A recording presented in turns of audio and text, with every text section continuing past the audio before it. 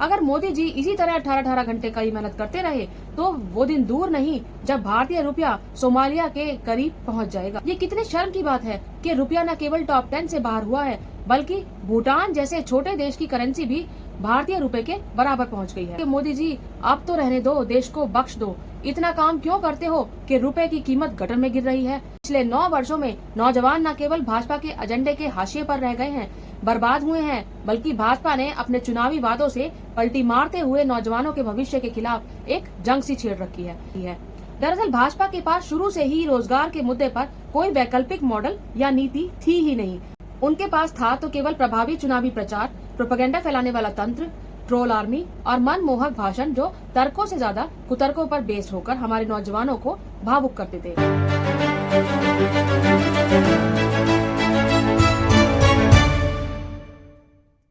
Hello and welcome दोस्तों, मैं हूं वंदना और आप देख रहे हैं लीगल चॉइस। दोस्तों, जब से हमारे माननीय ने 18 घंटे काम करना शुरू किया है तब से डॉलर के मुकाबले भारतीय रुपया तेजी से डूबता चला गया, नीचे गिरता चला गया। आज मोदी जी की कड़ी मेहनत की बदौलत रुपए की हालत ऐसी हो गई है कि एशिया में सबसे मजबूत मुद्रा की बात करें तो भारतीय रुपए का पहली 10 करेंसी में भी कोई स्थान नहीं है। ये मोदी जी की कड़ी मेहनत, दूरदर्शी नीतियों और उनके एंटायर पॉलिटिकल साइंस वाली डिग्री का ही नतीजा है कि आज रुपया एशिया की टॉप 10 करेंसी से बाहर हो गया है। ऐसे हालात में मुझे समझ नहीं आ रहा कि अंधभक्तों को कैसे कहूँ कि तुम भी मोदी की तरह फोटो खिंचवाओ, थाली बजाओ और जश्न मनाओ। दोस्तों, ये कितने शर्म की बात है कि रुपया न केवल टॉप 10 से बाहर हुआ है बल्कि भूटान जैसे छोटे देश की करेंसी भी भारतीय रुपए के बराबर पहुंच गई है। अगर मोदी जी इसी तरह 18-18 घंटे कड़ी मेहनत करते रहे तो वो दिन दूर नहीं जब भारतीय रुपया सोमालिया के करीब पहुंच जाएगा। अरे कोई तो मोदी जी को रोको, उनसे कहो कि भाई 18-18 घंटे काम करना तुरंत बंद करे, उनके इस काम से देश का बेड़ा गर्क हो रहा है। कोई तो उनसे कहो कि मोदी जी अब तो रहने दो, देश को बख्श दो, इतना काम क्यों करते हो कि रुपए की कीमत गटर में गिर रही है, इतनी मेहनत क्यों करते हो कि डॉलर की कीमत दिन प्रतिदिन बढ़ रही है। कुछ तो देश पर रहम करो, आराम कर लो, रिजाइन नहीं तो कम से कम 2-4-6 महीने की छुट्टी ही ले लो, देश का कुछ तो भला हो जाएगा। तो एशिया की सबसे मजबूत करेंसी कुवैती दिनार है। एक कुवैती दिनार 3.4 डॉलर के बराबर होता है। उसके बाद बहरीनी दिनार। इसी तरीके से अगर एशिया की पहली 10 मजबूत करेंसी की बात करें तो वो कुछ इस तरीके से है। पहला कुवैती दिनार, दूसरा बहरीनी दिनार, तीसरा ओमानी रियाल, चौथा जॉर्डनियन दिनार, पांचवा सिंगापुर डॉलर, छठा ब्रूनेई डॉलर, सातवां अजरबैजान मनत, आठवां तुर्कमेनिस्तान मनत, नौवां कतर रियाल, 10वां संयुक्त अरब अमीरात दिरहम, जिसमें रुपए का अब कोई स्थान नहीं है। दोस्तों, ये तो आप सबको याद होगा कि मोदी जी ने देश को एक सपना दिखाया था, अच्छे दिन लाने का, रुपया मजबूत करने का, 2 करोड़ रोजगार देने का, महंगाई कम करने का। लेकिन पिछले 9 वर्षों में ये सपना केवल चकनाचूर ही नहीं हुआ बल्कि ध्वस्त हो गया। ना तो अर्थव्यवस्था सुधर रही है और ना ही बेरोजगारी कम हो रही है। ऊपर से देश की जनता का सामना एक ऐसी फांसीवादी विचारधारा की सरकार से हो रहा है जो आम जनता की कुछ भी सुनने के लिए तैयार नहीं है। पता नहीं मोदी ने कितनी गंभीरता से 2 करोड़ रोजगार प्रति वर्ष देने का नारा लगाया था, जो अब सिर्फ एक जुमला बन गया है। आप शायद भूल गए होंगे, मगर मोदी के इन चुनावी नारों से ऐसा माहौल बन गया था कि देश के सभी नौजवानों सहित उनके परिवार में आशा की एक किरण जाग गई थी। याद कीजिए वो दिन, मोदी के चुनाव अभियान में युवा और युवाओं का रोजगार मुख्य रूप से केंद्र में था। दूसरा मुख्य नारा था विदेशी धन और किसानों की स्थिति। दरअसल भाजपा अच्छे से जानती थी कि भारत नौजवानों का देश है। पुराने मतदाताओं को लुभाने से ज्यादा महत्वपूर्ण होता है नए मतदाताओं को आकर्षित करना। तो मोदी जी बन गए नौजवानों के नेता और उनकी आशाओं को जोड़ लिया अपने अभियान के साथ। भाइयों बहनों, रोजगार आपको आपके प्रदेश में मिलना चाहिए कि नहीं मिलना चाहिए, आपके इलाके में मिलना चाहिए कि नहीं मिलना चाहिए। और इसलिए भाइयों बहनों, हमने मेक इन इंडिया का अभियान चलाया है। हम चाहते हैं छोटे छोटे कारखानों का जाल बिछे, छोटे छोटे कारखाने लगे, हर गांव गली मोहल्ले में रोजगारी का अवसर पैदा हो और नौजवान अपने ही इलाके में रोजगार कमाए ताकि शाम को अपने मां बाप के पास जाकर के बैठ सके, मां बाप के साथ सुख दुख बांट सके, मां बाप के साथ बैठ करके रूखी सूखी रोटी खा सके।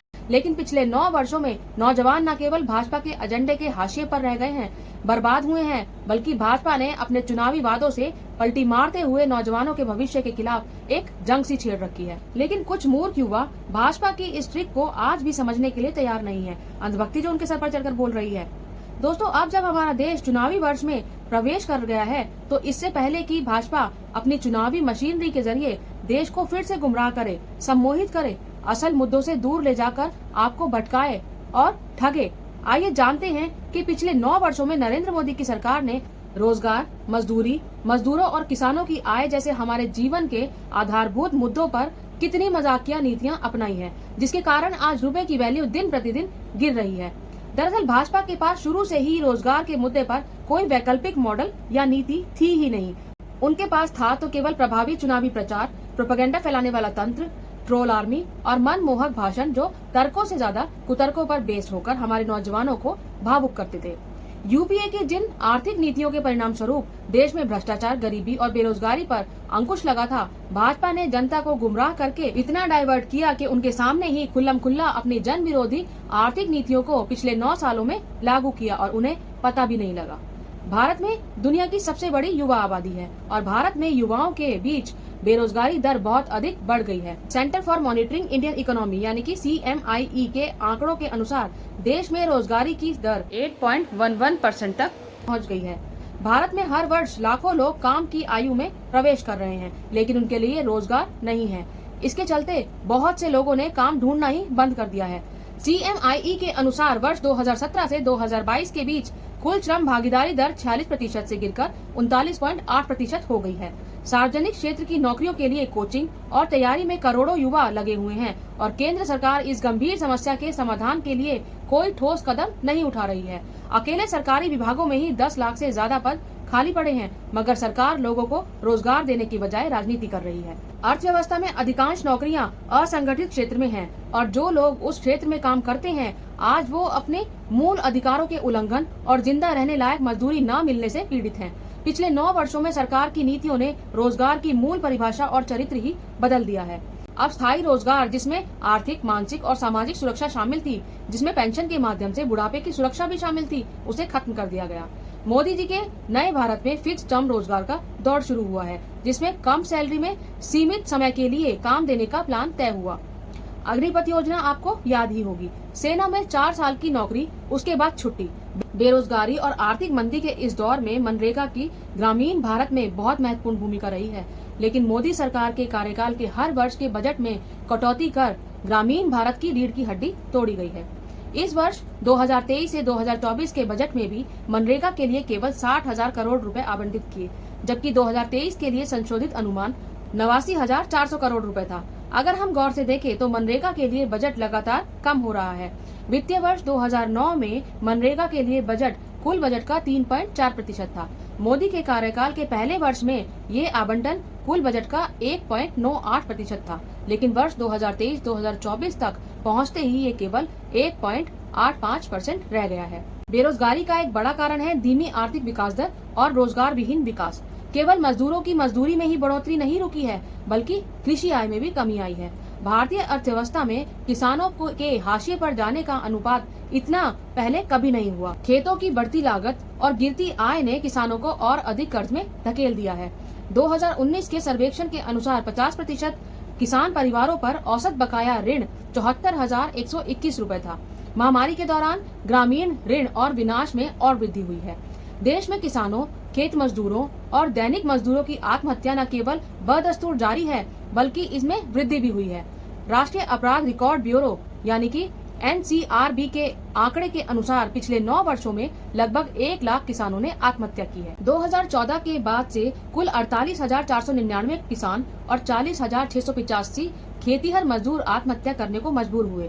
इन आंकड़ों में भूमि किराए पर लेने वाले किसान, आदिवासियों और बिना पट्टे वाले दलितों, महिला किसानों, वन भूमि के काश्तकारों और भूमिहीन खेत मजदूरों द्वारा की जाने वाली हजारों आत्महत्याओं को शामिल नहीं किया गया है, क्योंकि राज्य सरकारें इन्हें किसान आत्महत्याओं के रूप में स्वीकार करने को तैयार नहीं है। NCRB की रिपोर्ट के अनुसार केवल वर्ष 2021 में ही 5,318 किसानों और 5,563 खेत मजदूरों ने आत्महत्या की है। अर्थव्यवस्था के समग्र संकट का एक नया पहलू दिहाड़ी मजदूरों का द्वारा आत्महत्याओं की बढ़ती संख्या है। वर्ष 2014 से 2021 में 2,35,799 से अधिक दिहाड़ी मजदूर आत्महत्या करने पर मजबूर हुए।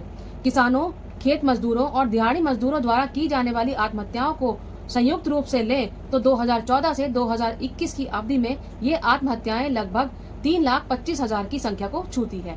बेरोजगारी और कम आय का सीधा प्रभाव भोजन की उपलब्धता पर पड़ता है।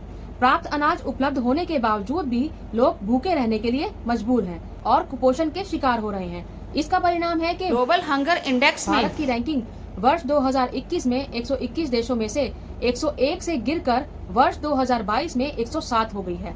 इसे ठीक करने के लिए कोई उपाय करने के बजाय वर्तमान सत्तारूढ़ सरकार ने हंगर इंडेक्स को ही बदनाम करने की कोशिश की है। लेकिन जब ये सत्ता से बाहर थे तब उन्हें ये इंडेक्स स्वीकार था। FAO के अनुमान के अनुसार भारत में 22 करोड़ से अधिक लोगों को लगातार भूख का सामना करना पड़ रहा है और 2020 में 62 करोड़ लोगों को मध्यम से गंभीर खाद्य असुरक्षा का सामना करना पड़ा।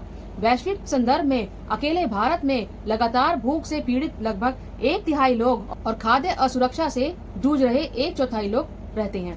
पिछले 9 वर्षों में 11 लाख करोड़ रुपए से अधिक के ऋण बट्टे खाते में डाल दिए गए हैं। इन कॉर्पोरेटों को भारी कर रियायतें भी दी गई हैं, जिससे प्योर टैक्स कलेक्शन में लाखों करोड़ रुपए की गिरावट आई है। 13 कंपनियों द्वारा लिए गए लगभग 4.5 लाख करोड़ रुपए के निकृष्ट ऋणों को 64% की भारी कटौतियों के साथ सेटल किया गया है। इसका अर्थ ये हुआ कि बैंकों को केवल 1.61 लाख करोड़ रुपए ही मिलेंगे और उन्हें 2.85 लाख करोड़ रुपए का नुकसान उठाना पड़ेगा। इस तरीके की नीतियों से देश में असमानता बढ़ रही है। भारत में अरबपतियों की कुल संख्या वर्ष 2020 के 102 से बढ़कर वर्ष 2022 में 166 हो गई है। इसके विपरीत लगभग 23 करोड़ लोग दुनिया में सबसे ज्यादा अति गरीबी में रहते हैं। भारत सबसे ज्यादा असमान देशों में से एक हो गया है और मोदी काल में ये असमानता लगातार बढ़ती जा रही है। ऑक्सफैम की report survival of the richest the India supplement से पता चलता है कि भारत की 40% से अधिक संपत्ति का स्वामित्व इसकी जनसंख्या के मात्र 1% के पास है। 10 सबसे अमीर भारतीयों की कुल संपत्ति वर्ष 2022 में 27.52 लाख करोड़ रुपए थी और वर्ष 2021 की तुलना में इसमें 32.8% की वृद्धि हुई है। सबसे नीचे की 50% आबादी के पास कुल संपत्ति का केवल 3% हिस्सा है। पिछले 9 वर्षों के दौरान इस सरकार ने कॉरपोरेट हिंदुत्व गठजोड़ के एजेंडे को आगे बढ़ाया है। देश के संवैधानिक ताने बाने और लोगों के जीवन पर बहुत बड़ा हमला हुआ है। भारतीय जनता सांप्रदायिकता और कॉरपोरेट लूट के संयुक्त हमले का सामना कर रही है। परजीवी पूंजीवाद सांप्रदायिक शासन का समर्थन करता है और ये दोनों ही मेहनत कर जनता के शोषण को सुविधाजनक बनाने के लिए एक दूसरे का समर्थन कर रहे हैं। देश को मोदी जी ने एक सपना दिखाया था, लेकिन पिछले 9 वर्षों में ये सपना केवल चकनाचूर ही नहीं हुआ, बल्कि देश की जनता का सामना एक फांसीवादी विचार की सरकार से हुआ है, जो देश की जनता की रोजी रोटी के खिलाफ काम कर रही है।